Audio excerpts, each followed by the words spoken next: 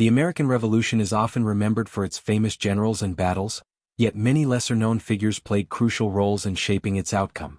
One such figure is Augustin de La Balme, a French cavalry officer who sought to support the Patriot cause. Despite his relatively obscure status in historical accounts, La Balme's actions in the western frontier were significant, particularly in his ill-fated campaign against British-aligned Native American forces. Early life and military experience. Born in France in 1733, Augustin de La Balme was trained as a cavalry officer and served in the French military. His expertise in cavalry tactics made him a valuable asset, and he even wrote a well-regarded manual on horsemanship and military riding. With France's growing support for the American colonies, La Balme traveled to North America to offer his services to the Continental Army. Role in the American Revolution. Upon his arrival in America, La Balme was appointed Inspector of Cavalry in the Continental Army in 1777. However, he struggled to gain the recognition and command he desired.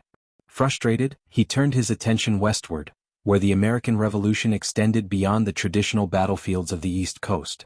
The frontier was a contested region with British forces, American settlers, and Native American tribes vying for control. La Balme's campaign against the British in Miami. In 1780, La Balme launched an independent campaign into the Ohio Valley, targeting British supply lines and outposts. He gathered a militia of French-American settlers and aimed to weaken the influence of British-aligned Native American tribes, particularly the Miami tribe under Chief Little Turtle. La Balme and his forces successfully raided British trading posts and briefly occupied Kikionga, present-day Fort Wayne, Indiana, a key Miami settlement. However, his invasion provoked a swift and deadly response from Little Turtle.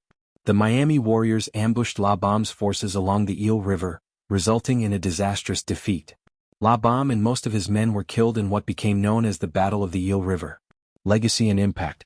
Though his campaign ended in failure, La Balme's actions are significant for several reasons. His attack on Kikionga was one of the earliest American-led incursions into the Northwest Territory, foreshadowing future conflicts between settlers and Native Americans.